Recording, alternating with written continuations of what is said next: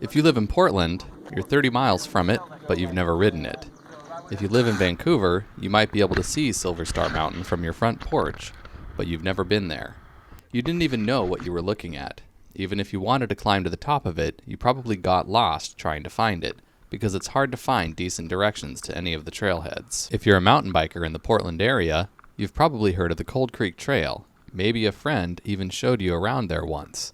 You were a couple miles from the Chinook Trail, and you didn't know it. If you're one of the proud few who've ridden the Tarbell Loop, you've ridden right by the Chinook Trail, but probably didn't realize it. Maybe you did, but you didn't ride it. If you've ever pushed your bike to the top of Silver Star Mountain, then if you didn't ride Chinook to the bottom, you should be kicking yourself. If you've ridden the Tarbell Loop and decided not to summit Silver Star and ride Chinook, you should also be kicking yourself, all the way down the hill. There are a couple of different ways to ride Chinook. There's the hard way, and there's the less hard way. One involves a shuttle ride and a lot of sweat. The other involves a lot of climbing and pushing and even more sweat. There's no easy way, but they're both worth it. The less hard way is to shuttle. Start your shuttle ride at Rock Creek Campground and make sure you've got 2 vehicles with decent ground clearance. Also, make sure you have a Discover Pass. You'll need one to park here or anywhere on DNR land. You'll also need a Forest Service pass for the upper parking area. The parking area is to your right. Park tightly because it's small, and remember that the camp host locks the gate at dusk, so make sure you're back before the sun goes down. From here, leave the parking lot and turn right on the paved road, which is Dole Valley Road. Drive 2.5 miles until you reach this Y-shaped intersection with the 1100 road.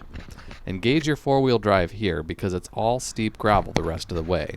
Overall, this is going to be a 10.5 mile shuttle, and it takes about 45 minutes to complete it. From here, drive 6.5 miles on the L1100 road. The scenery through this part of the southern Washington Cascades is breathtaking, kind of like just about everything in the Pacific Northwest. This is the kind of scenery people pay thousands of dollars to see once in a lifetime. Seeing it from the back of a pickup truck on a shuttle ride makes you feel like you're on an all-expenses-paid backwoods safari. You'd think it was a tour, but it's not. At the 6.5 mile mark, you'll come to this intersection. Go right onto Forest Service Road 4109. You're on Forest Service land now, and this is where the crazy starts. Hey Andrew, we having fun yet? Oh yeah. Strapped in. We got our transitions here. We got like 1, 2, 3, 4, 5, 6, 7 bikes in the back of the truck here, and we are on the, I think it's the 41 road, I can't remember. Anyway, Forest Service Road, and this road is a nightmare. It does not get any better. I wish I could convey in the camera how much shaking is going on, but oh, it's kind of showing. Oh man. I feel like I should be like shouting in a British accent, like this, as if this was some adventurous documentary. Alright, it's a gorgeous day. Over and out. The 4109 doesn't get much maintenance. It's a rough and somewhat frightening road with tight hairpins, huge puddles that look like they could swallow your car, washouts, brake bumps, and ruts everywhere. It's drivable in a compact car, but it's a rough ride. Every time you drive this road, you'll see abandoned Subarus about halfway up. You can do it, little Subaru, you can do it! But no, they abandoned it. And watch, when we get up to the top, I swear there's probably going to be a Honda Civic up there. It's every time. Those people are fools. This is exactly the kind of road your Subaru was built for. Keep going, you can do it. Oh, and there will be brush marks on your paint job when this is all over. After approximately 2.5 miles of climbing up roads so bad it'll feel like 20 miles, you'll feel sympathy and a certain amount of perverse solidarity with the stagecoach travelers of centuries past. Drink in this view, it only gets better from here. It seems like there's always about 10 SUVs and pickups parked up here alongside usually 1 or 2 Corollas or a Honda Fit, just parked there. It's like their owners just want you to know how much more intrepid they are than you. They're mocking you, you know. They want you to ponder the errors of your fiduciary ways, because you totally justified that 4-wheel drive purchase to your significant other by citing the existence of roads like this. Look for this trailhead. From here the pain begins. It's 600 feet of climbing over 1 mile to the actual Chinook trailhead. Once you get out of the foliage, the views are breathtaking. If you're really lucky, you might come across a mountain goat or two while you're up here. The wildflowers are also spectacular when they're in bloom, and there's a view of Mount Hood, Mount Adams, Mount Rainier, Mount St. Helens, and even a sliver of Goat Rocks if you know where to look. The intersection of Chinook looks like this. There isn't a sign, probably because the local hooligans keep shooting them or stealing them. Anyhow, depending on the season, this can be hard to find, especially if you're coming from the other direction. So here it is. You're welcome. I hope you brought your 160mm bike for this because it's all baby heads for the next mile of trail. It's loose and it's chunder. It's tight switchbacks with your foot out. The only way to ride this section of trail is lean back and get loose. Just let the bike do the work on this. You're descending through the rock slides left over after the Yakult burn. You'll see stunted forests that you usually only see in areas about 2,500 feet higher in elevation than where you are right now. The scenery is impossible to believe, and so is this trail, but here you are. After about a mile or so, you'll come to this intersection inside a grove of trees. Go right. The left is just an old road grade, and it kind of just goes down the hill. So take a right and enjoy.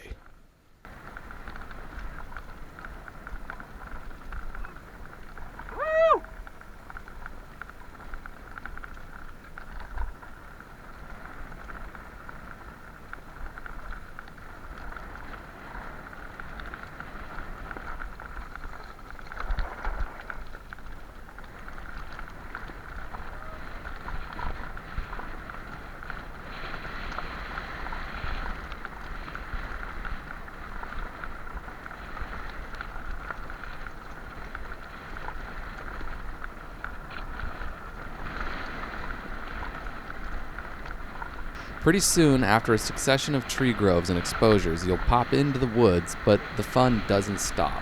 Now your tires are gonna hook up tight. Make sure you've got a bell on your bars because you are gonna rail this all the way to the road crossing. Beware of horses. I mean it. Watch out for horses. They do ride this trail. Don't pin it until you clear it unless you want a hoof to the face. Watch for hikers too. You're going to eventually come to this road crossing right here. There's a trail intersection below this crossing. When you get here, go right to get back to Rock Creek Campground. You are officially done with Chinook. After crossing the road, there's a little more gradual downhill, then a gradual climb up the side of Kluchman Butte that climbs about 300 feet in a mile and a half. The rowdiness starts again just as you round the shoulder of Kluchman Butte and start heading south. You really need to watch out for horses here. This section of trail from the road intersection all the way to Rock Creek Campground is very popular with horses. Rock Creek is a horse camp after all. Don't be a jerk. Don't get into conflicts over this. We have to share these trails and we've got to be nice about it. When you see a horseback rider, get off your bike and make sure you communicate. Horses get scared when you're on your bike, so get off your bike. Also, it's been our experience that if you've got really, really clicky hubs, you should stand still because the sound kind of seems to freak out some horses. The trail takes on a different character here with more gradual pitch than anywhere else on the Tarbell Loop, but there are some excellent sections of tasty downhill. The dirt hooks up good most of the year, but there are a lot of clear cuts in this section. Also, keep an eye out for the horse poop. It always seems to land right in the middle of the ideal line. There will be some climbing sections throughout this. This isn't pure downhill trail. It's just good old-fashioned Pacific Northwest trail. Enjoy it for what it is and quit complaining.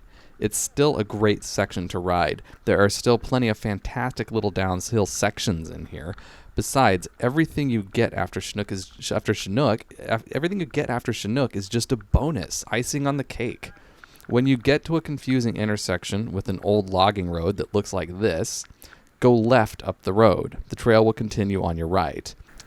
By the time you get back to Rock Creek Camp, turn left after the bridge and you'll discover upon returning to the car that this was not just a short little evening shuttle. It's a serious ride. Strava says it's about 10 miles and 1,000 feet of climbing. Google Earth says it's 1,700 feet of climbing. Either way, it's a non-trivial amount of climbing for a non-trivial ride.